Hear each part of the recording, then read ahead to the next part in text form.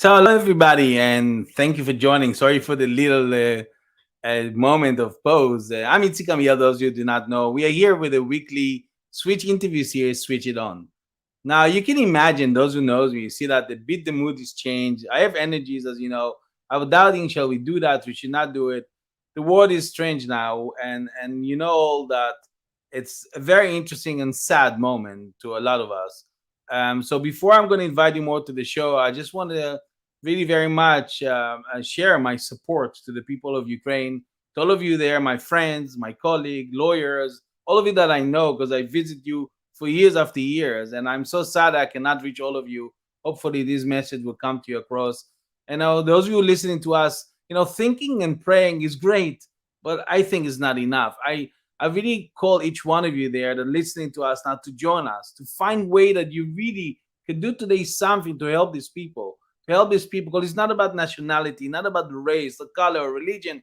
We're all human, and we need to stick together when it comes to this situation in the world. The world getting crazy. We all should be against this war, and that's my personal opinion. I hope you will support that. Do something about it. And with that, you allow me to go to the subject. Well, you see, today is very connected, coincidentally, but very importantly connected. And this is part of our series of course, talks that we do every week. And this time we want to talk about very important subject of leadership, or more specifically, a meaning-driven leadership. So feel free, as usual, to ask your question in the chat. But before that, let us know if you join us, where you're joining from, and where you're dialing from, where you're from, just in the chat box, so we can see that all of you joining us and seeing it. And I hope if you have any question, you can also put it in the chat during the show to ask for our guests. So I have the honor this live session to have with a friend and really a true leadership expert, one of the best that I know, and his name is Dov Baron. So before I invite Dov to join us, let me give you some highlights about Dov. And there's so much more to read about Dov, and he will excuse me because I know he doesn't want to read everything. But Dov was named one of the Inc. magazine top 100 leaders, speakers in the world. He was named as one of the top 30 global leadership gurus in the world. Dov is the best-selling author of several books, including One Red Thread and Fiercely Loyal: How High-Performing Companies Develop and Retain Top Talent, which is absolutely relevant of today's. In magazine named his podcast, Leadership and Loyalty, as one of the top podcasts listened by C-suite executive of Fortune 500 companies. I would suggest you, even if you're not 500 Fortune company, but you're CEO of company, top level person, you should definitely hook in and see. I was actually a guest over there, enjoyed very much. So without further ado, I would like to bring Dov, and I know Dov like to do all the time. Yay! So I mean, I'm not going to do that, Dov, because I No, don't have those. But I'm happy that you are with us. Thanks very much for joining us, Dov. my absolute pleasure and honor. It's always a joy and a pleasure to speak to you, my friend. It's always great to be in your company. I'm excited for today's show. And as you said, this is a solemn moment in the world. And as you said, never a more relevant subject than meaning driven leadership. Absolutely. And first, it's great to have you, Dov. I know you are busy now, and there's so many things going on, and also the time difference between us. But I think the efforts that you put together here to share what you know, and especially if it's so timely, important. Not that we're Hmm. trying to change these idiots there, those idiots that are not even leaders, but maybe we can learn one or two things about what is the right leadership, Hmm. and that's why I will want to thank you for that, though. Again, to let's just set up the conversation. Again, I'm everybody who's joining us now. I see you joining. Please type in where you from, because I want Dov to see who you are, and just don't be shy over there. Just type your name, where you from, so we can see in the comments, and I'll show everybody who you are, so it will also expand your personal brand. But Fabulous. before I ask you this first question, Dov, let me set the stage for our conversation in short, because as I said, we want to set and we want to talk here to dedicate the important subject of meaning driven leadership. Now, Yes. we're all looking for certainty. That it's Hmm. never truer than in what we perceive right now, a deeply uncertain time. Whatever you say, if we go to the pandemic, the coronavirus, now with this war with Ukraine, um, and we all look for our leaders to guide us in such a times. And one of the great mysteries of leadership that you said it very loudly many times, and business, has been what makes someone a compelling visionary leader. And Hmm. it's not that somebody wake up in the morning and say, "Today I'm going to be a leader." Of course not. But what makes someone the kind of leader that really inspiring us. And again, in your words, that the next people wants to become warrior who will fight for such a leader cause. I mean, that's your word, and I think it's so timely, perfect, because that's exactly what we see happening now in the world. People willing to Yes. sacrifice their life for somebody that yesterday we didn't think as a leader, and today become a leader. So in You're that special absolutely right. session with you, Dov, I want to really discover those things. You're absolutely right. And, before we get into anything, one of the things I just want to lay out there so everybody understands where we're going and the direction and the importance of it, whether you are a lawyer, whether you're an accountant, whether you're a CEO, whatever you are, whatever your quote title is, just consider this. It's very simple, but just think about it this way. Okay. Awesome. If you And as I do all the time, Dov, go ahead. control the meaning and you control the movement. Think about that for a second. Underline that in your mind. Control the meaning and you control the movement. Meaning is everything.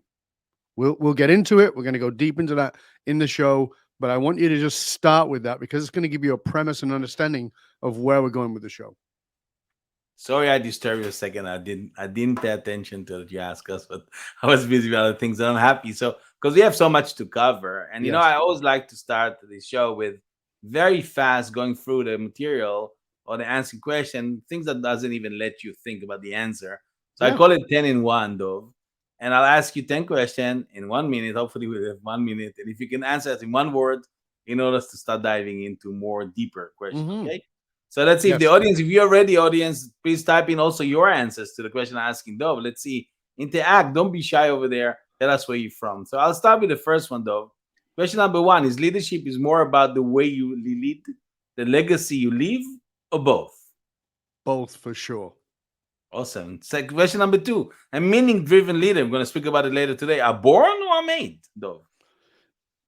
Definitely made. It's a choice. Awesome. Number 3, a meaning-driven leader requires many followers, minimum followers, or none at all? I know it's a tricky question. No, so it starts with none at all because you must lead yourself from meaning. Awesome. Love it. I expect you to answer that. Number 4, a must trait of a meaning-driven leader is being ambitious, controlling, or curious. Controlling. No, please not controlling. Curious. Deeply, deeply curious. Absolutely. Number 5, is agility important for meaning-driven leadership? Absolutely not. Definitely yes, or you will explain us later. Definitely yes, and I'll explain that in detail later. Okay, I didn't give that option, but that's fine. Number 6, when implementing meaning-driven leadership, can we expect that the firm bottom line increase, decrease, or it's not connected at all? Always, surprisingly, always increases, even though it doesn't seem to be about it. Absolutely, big time. Question number 7 is every organization can be more meaning-driven? Yes, no, not always. Always. Even the most meaning-driven organizations can always be more meaning-driven. By the way, that's a big message to all of you that are professional listening to us. Everybody could and always could be. So listen carefully. It's not for selected people. Question number 8, is that the right leader according to you, knowing how to make herself or himself more important? Or how are his people who feel more important? It's always about the people. It's not about you. Get out of the way. Absolutely. If you're a leader who only care about yourself, you will never lead nobody. You're not a Except for leader. yourself. Ciao, even better. Question number 9. What is the most powerful leadership trait to develop? Listening, empathy, or vulnerability? All three are absolutely important. If you don't listen, you can't have empathy, but nobody's listening to you unless you are willing to be vulnerable. So it's vulnerability is the key fixture, number one. And I know in many of our talks, you're always mentioning it to me, and I really appreciate it Mhm. because I learned to accept it also with myself as a person. And number 10, meaning driven leadership. Is it something you adjust once for a certain period or for lifetime? So if you're going from here to the moon in a rocket, you have to adjust your trajectory every 3 seconds. Meaning is the moon. You're aiming and you've got to keep adjusting your trajectory constantly. So it's constant. Awesome. And again, I mean, I know it's a strange time nowadays. I know it's a sad time, everybody, but it is meant to help those who are listening to us I mean, I'm carrying for your personal thing, those of you could see it. Actually, a support flag for the Netherlands and Ukraine because every country I used to go in the world to speak, I used to take those flags in the Netherlands with the country locally. And when I was in Beautiful. Ukraine, which I've been many times, I could not find it until I came to the one you saw on TV yesterday night, the Independence Square, where they bombed yesterday. That's place Hmm. I saw an old lady sitting there, and this is a kind of a band from old many years ago that I found, and that's why it's so dear to me. And I'm wearing it for appreciation and support for Ukraine. I hope you all understand we are in the deep sad times, and I hope this special session with Dove will help us understand different things in life, deeper meaning of things. So, Dove, are you ready to continue? Before I don't see anybody commenting yet. So, I mean, oh, they're not here, or they're too shy. Well, we'll see later on. I'm not worried about that because when you talk, I know there's a lot of wisdom come out. So I'm encouraged, by the way, each one of you want to ask a question in the Yes. chat, and I'll ask Dove. I'll skip my own question in order to ask Dove those of yours. So if you're all ready, let's start with a bit more deeper. And the Yes. first thing you do, the first thing we all do, we need to do in the time of chaos is to embrace what it means to be a meaning-driven leadership. So to continue our conversation, my first obvious question to you, Dove, is about meaning-driven leadership is what is meaning and what is meaning-driven leadership? So let's talk about this for a second as if we were lawyers. I know you are. I'm not. But I know that there's a good chance that many of our viewers and listeners are lawyers.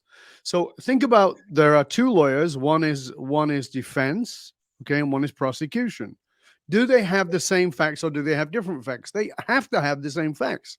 That's the law. They have to have the same facts on both sides. So what makes a case won or lost? The answer is meaning, the conveyance of meaning. Control the meaning and you control the movement. Remember, I said that earlier.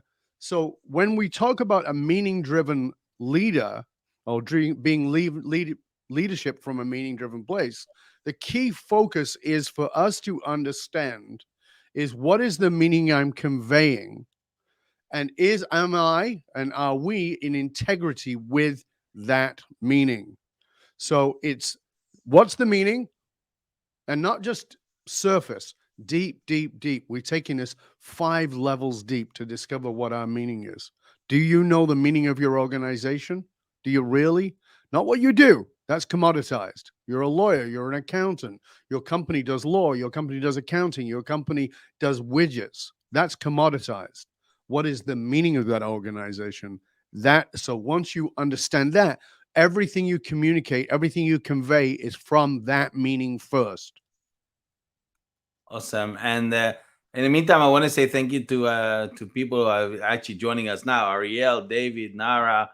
And so thank you very much for joining us. I'm here with Dov Baron, one of the top experts in leadership or meaning-driven leadership here with us. And he was kind enough to share your time. I hope you will enjoy it. We start just talking the first question. What does it mean, meaning-driven leadership? We're just diving in, so you're right in the right time when you're joining us. And I'm about to ask Dov the second question. Again, if you have any question, please type it in the chat box to ask Dov, and I'm sure he will be happy to answer it. So to continue our discussion, my next question for you, Dov, is what is the difference then between finding your why? Because we read a lot about why, you have to Yes. ask why. A lot of people read the book like some cynic, but there is a difference between finding your why and being meaning-driven leader. So what is the difference? Thank you for asking that. It's an important question. I think Simon Sinek did us a great service when he asked us to examine our why. The challenge is that many people who think they have their why, they've gone the surface. And although that's valuable, we want to go deeper than that. So what is the why of your why? So whatever it is right now, as you think about that, just consider for a second that you have your why and you go, well, this is my why. Now ask yourself, what is the why of my why? What is the meaning of that why? What does that actually mean to me? And moreover, what will it mean when I convey it to others? So again, it's the meaning that is held that drives the movement. Meaning drives movement because meaning generates emotion. So a lot of people, when they say their why, well, they say, oh, our why is to serve our clients at the highest level. What does that mean? What is the why of your why? Our why is to be the most innovative company on the planet. That's not a why. What is the meaning of that? What is the why of that why? What drives that at an emotional level? Because what is the meaning that generates the emotional response in your clients, in your prospective clients, in your team, in your stakeholders, in your shareholders, in any way you communicate? Coca-Cola does not sell pop. You think they do? They don't. They sell freedom, they sell happiness, they sell friendship. These things are not sold on the commodity, they're sold on the emotional meaning attached to the commodity. Thanks, Dov. And I see that we talk about great leadership. We have great participants coming in. And again, I will tell all of you, I'm here with Dov Baron. Just ask your questions and he would like to answer you. Otherwise, I'm going to ask my questions. We have a lot. So don't worry about me.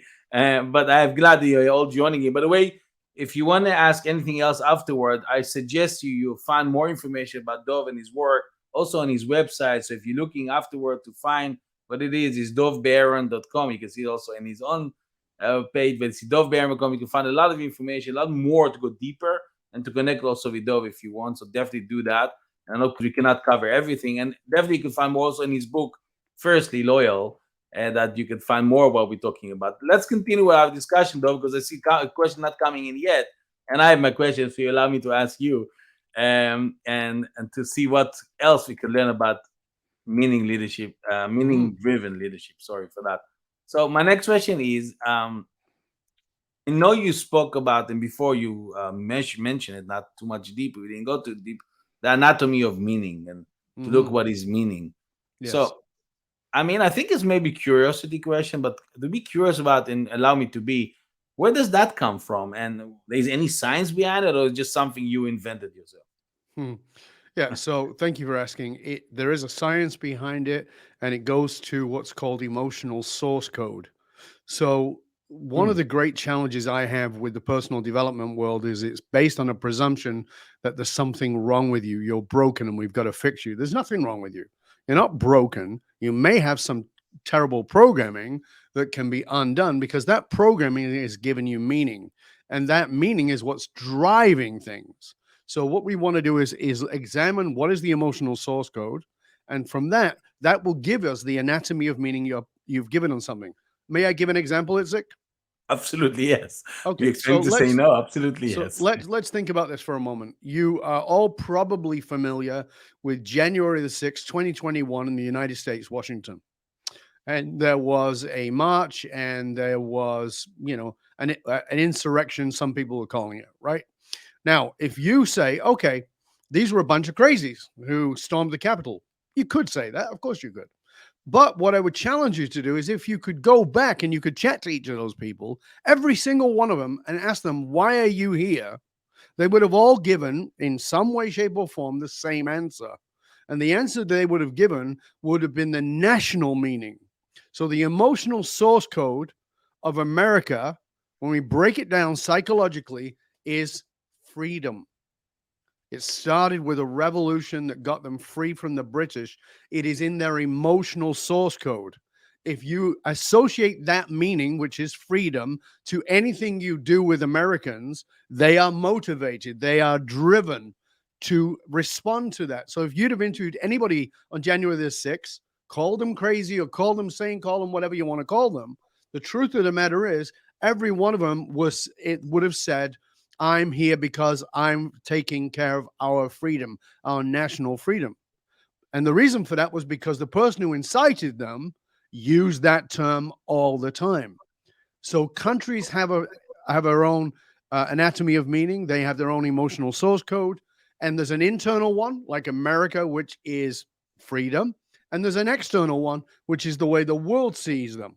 So looking at all those things, like the British one, very interesting. The British one, and as a Brit, there's understand when I talk about the emotional source code of a country, there's no prejudice in it. There's no bias in it. This is the research. So the bias in the research of the British one is better than. It's, we know better than. We used to rule the world, dear. Don't worry, dear. We used to run the world. It's okay. We'll take care of it. It's very British. We're better than, and it's a bit sort of snotty. And it doesn't matter whether you're working class or you're the upper echelons of society in Britain. That is the emotional source code of that country. So just like America with freedom. So oftentimes a crisis situation, let's take coronavirus, let's take what the situation in the Ukraine. When you get to a crisis, you will evoke the national emotional source code. Now, I don't know what it is for Ukraine. I'll be honest with you. I didn't do that research. But if you found the emotional source code and somewhere that's being messaged, I know it is, because people are standing in the streets. People with no background in the military are standing there. And on top of that, their president, instead of jumping on a plane and getting out and doing what most leaders would have done, is standing in the streets with his members of parliament, fighting for his country, side by side, shoulder to shoulder with his people. Right? So that's that side. Now let's go to the other side for a moment. I walked into Costco on the weekend. And when I walked into Costco on the weekend on Sunday, somebody passed me with a Russian accent, and I felt myself have an emotional response. I don't know if they were actually speaking Russian. Maybe they were speaking Ukrainian. It doesn't sound that different to the ear, but they were, and immediately I had an emotional response because my mind had already given that accent meaning, which is these are the people invading the Ukraine. And so I felt an emotion towards these people who I don't know, who might be wonderful people, who might have even been Ukrainian, or may have been the kind of Russians who are in St. Petersburg right now, standing in the streets protesting against the war. But the meaning was already implied by the mass media that Russia is bad. No, Russia is not bad. This is the leader, Putin, doing what he wants to do. So this is one of the things to understand. It's a great example of us understanding how meaning works. So when you put that meaning forward and you start communicating the meaning of your organization, of your leadership, all the filters go away because it's an emotional driver.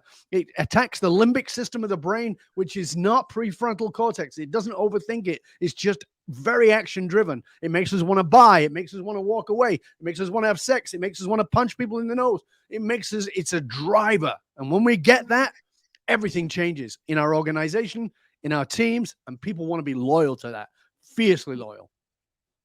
Love it. I love your energies, Dov. And I love the fact that you know how to isolate yourself and all the other things to find this source code, because this is actually powerful exercise to do it, but it's demand isolation of so many prejudice, other things we have in our mind, and to work with the emptiness, not to throw it to the garbage, put it aside, and with emptiness work and learn what is the source code. But I mean, let's focus back to the meaning, because I think it's such important and meaning-driven leadership. I think when the first time I read it, I said, is that the same like purpose? Meaning leadership, is that different? It's just a vocabulary. So, and we want to like to do it very practical to people listening to us, because both of us don't like theories. We like being authentic. So can you help us? Can you help us in the sense, how can we, the listener, the viewers of us, begin to find their meaning? They want to find their meaning. Okay, what would you tell them to do? It's a great question. So let's take this, as you said, let's take this out of the theoretical. So one of the great challenges is that we have been trained, particularly if you're my age or even around my age, we've been trained to see things as bottom line or soft and squishy, and therefore let's not bother with that. But the truth of the matter is that the soft squishy, as in the emotional things, the things that we normally put over to HR, are actually what impacts your bottom line more than anything else. Not my opinion. That's researched, well researched. I recently had a conversation with David Novak, who was the co-founder of Yum Brands. You may be familiar with those. They are Kentucky Fried Chicken, Pizza Hut. It's massive, all over the world, huge, multi tens of billions. And he said the most valuable time he ever spent was in training his people in the soft skills. Now that's it. You want to be at that level of leadership. This is why this is so important. So where do you start? You start here. Ask yourself, what is it? And this is a powerful question. So don't even think about skipping this. What is it that I needed that I could not get or could not get enough of when I was a child? Now, when I say child, we're talking about 12 or 13 and under. So listen to the question again very carefully. What was it that I needed that I could not get or could not get enough of You may have got it, but it might have been a little bit. So one leader I was dealing with, he said, well, I guess it was connection with my dad. Okay. We start talking and he goes, no, I got that. I go, oh, did you? And he goes, I said, how did you get it? He goes, Dad and I went fishing. I said, oh, wonderful. How often? He goes, well, we went twice. So do you think you needed more? Yes. So what I know is that one of his driving forces that give him meaning is how to connect. And I asked him, well, does that work for you? And he's like, that's exactly what I do. That's exactly what I do. In another example, a person I was working with who is one of the world's top branders, I asked him, he said, I don't believe in all this stuff, he says to me. I think this is all nonsense. Like, okay, that's cool. And I said, tell me a little bit about your childhood. And he goes, well, I was a brown kid. He was mixed race. He goes, I didn't really fit in with black people. I didn't really fit in with white people. I felt kind of invisible. And he goes, and I said, what did you wish? He goes, I just wish that I had a tribe. I wish that people could, connect with me and I could connect with them. I wouldn't be invisible. I said, what do you do for a living? He goes, I'm a brand guy. I go, what's the number one message of your branding? He goes, well, I already knew it because I read it everywhere. And he says, I make invisible people visible. I go, oh, interesting. So this meaning drives us even when we don't know it. When we surface it, then we're like, oh my gosh, this is the gift I get to give to the world. You get to give the world the very thing you needed. It won't be exactly the same. It will be transformed. Just, he's not going around holding little kids' hands, but he's showing companies how to become visible. This is what we have to do. That's the question to go for all of us.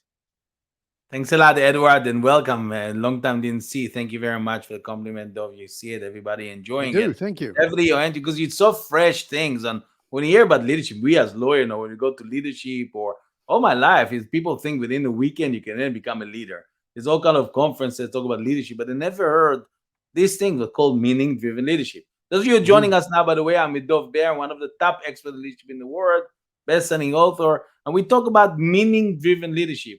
And we didn't want to miss a session. We know it's a sad situation in Ukraine. It's a war in Europe, but this is so important for us as a society. This subject is so important for us because that's the time to change. That's the time to observe within your organization, a firm, and also within society.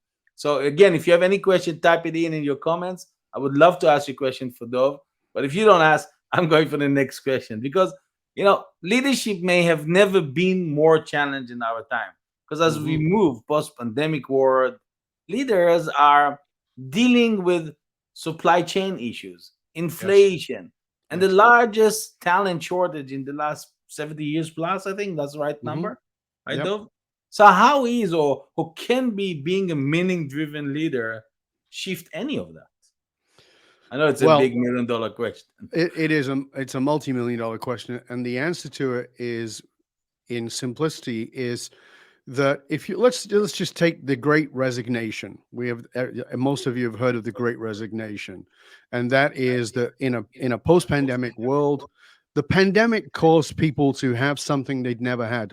In 2008, we had the Great Recession, and as a result of that, there was a lot of consciousness around lack. We didn't want to ever get caught with our pants down and not have enough resources. So people went very much into this drive to hustle, and we became a hustle culture where everybody's hustling. If you're not working 70 hours a week, then you're underworking, right? And by the way, I'm guilty of it. The most common response to how you doing is, I'm busy. Well, we're all busy. That's the hustle culture. But with Corona, with the pandemic, people got a chance to pause and actually create what I call the Great Pause. And the Great Pause was actually brought us back to meaning. Why am I here? Why am I doing this? Why am I working for this company? Why am I living in this place, paying these kinds of rents? Why am I driving this vehicle? I don't care. Why? So we got a moment to pause. And it did. It took almost 2 years for people to get to that. The first 6-7 months, people were trying to get back to normal. Well, normal's dead. That's over. So we had to get that pause. And that pause gave us a chance to examine meaning. Now, if we know the number one desire for employees is to do meaningful work. So it's not just community, that's important, but meaningful work. I need to know that the work I'm doing makes a difference. A man gets off a train in Europe and he enters a city And as he enters the city, he sees a beggar by the side of the road, and he says to the man, "What's it like here?" And he says, "What was it like where you came from?" And he goes, "Well, people are a bit mean." He goes, "You'll find the same here." And then another man comes off the train and he says, "What's it like here?" And he says, "What was it like where you came from?" He goes, "People were wonderful and warm." He goes, "You'll find the same here." It's your meaning that gets transposed onto your environment. That same man walking off the train walks out and sees somebody laying bricks. He says to him, "Man, what are you doing?" He goes, "I'm laying bricks." He walks around with the wall that the man's building, and he finds another man doing exactly the same. He says, "What are you doing?" He says, "I'm building a cathedral." He goes, "Oh, wonderful." He walks a little further and sees a third man doing exactly the same thing. And he says, "What are you doing?" He says, "I'm building a house in which we honor God." All three men were doing the same thing. The difference was meaning. The difference. Which one of those three people do you think got up in the morning with a spring in their step? Which one of those people do you think was driven to serve at a highest possible level? A meaning-driven leader is deeply driven to serve. This is what it means to be a meaning-driven leader. That's what it takes. And when you do that, when you build a cathedral in which people can praise God, if that's your thing, then anybody who's coming in, that's the meaning that's translated to them. And then they don't just, it's not a job anymore. It's a meaning, it's a purpose. It's the reason I'm here. I'm not here to lay bricks. That's just part of the thing. I'm not here to just make coffee. I'm part of this incredible machine that serves at this amazing level that we wouldn't be able to do. Ask yourself, what would be missing in the world if your organization did not exist? If you're a commodity, the answer is nothing. Somebody will replace you. If you're meaning driven, everything. Love it, love it, love it. Powerful, inspiring, motivating. But you know what? Most of all, it's so practical. And I think what you also, if you allow me to add another sentence on it, don't wait to look for the meaning when you're in trouble, when things collapsing on you. Look at it from the beginning, where you're happy, when starting things, because everything will look differently if you have meaning for it right away from the beginning, I assume, right? So, Yeah, you can confront the conflict, you can confront the chaos with greater ease if you have meaning. The interesting thing about meaning driven leaders is they confront conflict. So people think, oh, they'll be very nice. No, no, no. They embrace conflict because they understand conflict denied is conflict multiplied. And all they're going to do is they're not going to try and make you wrong. They're just going to restate the meaning. So yes, the conflict needs to happen here, but we're going to come back to the meaning because the meaning is bigger than our personalities. The meaning is bigger than us needing to be right. The meaning is this. Are we aligned on this? Yes. Are we not aligned on this? No. Then we need to be in different places. That's okay. thank you very much, Dov. And I see people joining us, but I don't see question coming in. I'm asking you, if you have a question, now it's the time to ask because we almost at the end of our conversation to me and Dov. I want to summarize this great session with what you said, Dov, with the quote I found years ago, actually, by John Maxwell, who said, "The pessimists complain about the wind, the optimists expect it to change, but the leader adjusts the sails." And I think that's exactly where you have your meaning is in your own hand. As if you want to be a leader, you are the one who decide what is your meaning, and then you can control the meaning-driven leadership. So now, my friend, is really the time to take action. Think about your own practice, your own thing, your own environment. What can you change? What can you do? Where can you find your meaning? There's a lot to it, I promise you. And there is a way to get. So if you, I've been here with Dov Baron, those of you just joining now, is one of the top experts in the world on leadership and definitely number one on meaning driven leadership. He wrote a lot of books. Firstly, You're Loyal, one that I recommend. And definitely, if you want to read more, listen to him more, find his podcast and look at his website. It's dovbaron.com to connect with Dov. I promise you, he's an amazing human being, authentic as it sounds to you. He is who he is. And that's why we're a friend, by the way. And I would love you to enjoy more of that wisdom and to see how can he help you more. So definitely connect with Dov. I know it's time's limited, so if you have any question, ask it now. Otherwise, I would like to thank Dov for you've been fantastic again having you. I enjoy every time the energies you bring, the wisdom, the authenticity to the table. And so many people deserve to hear your messages. So thank you very, very much, Dov, for that. That is very kind of you. It is always genuinely a pure honor and a pleasure to be with you. And as you know, I sign off everything with this message, and I want to say this because if you want to understand meaning and you go, well, I don't know if this is beyond me, it's not. And so my sign off is always stay curious, my friends. Stay curious. Curiosity is the cure for the world. Curiosity. If I talked about very early in this interview about walking through Costco and hearing a Russian accent and the meaning immediately driven within me, the emotion that bubbles up. But if I'd have just left it there, then I'd have been walking around feeling irritated towards Russians. But because I got curious and said, I wonder if that is Russian. I wonder if it's Ukrainian that I'm hearing. I wonder if these people are the kinds of people who would stand in St. Peter's Square and protest against Putin. I mean, protesting against Putin is a pretty brave thing to do. We saw what happened when his own cabinet questioned him and they got shut down very quickly. So by being curious about everybody you meet, about being curious about yourself, about being curious about what it is you're doing, you will find deeper meaning. And when you get to whatever comes from that curiosity, get curious about the answer. Go curious. So 5 levels minimum, 5 levels deep. Because here's what I want you to understand. The world needs your meaning. You did not get your hopes and dreams by mistake. They are your heart and soul calling out for expression, for you to serve the world in a deeply meaningful way. You are here on purpose. You have deep meaning. You were never broken. You are already whole. Let's just tear off everything that is a false meaning. Tear away all those false meanings to reveal the heart, the soul, the magnificence of who you are. Stay curious, my friends. Stay curious. Thank you very much, Dov, and thank you for everybody who listened to us and join us on behalf of Dov and myself. I mean, we'll see you next Tuesday at 6 p.m. CAT, 12 p.m. Eastern, 9 a.m. Pacific. It is time to switch it on in society, in your life, and find your meaning. Thanks very much. Thanks, Dov. Thanks, everybody. Bye for now.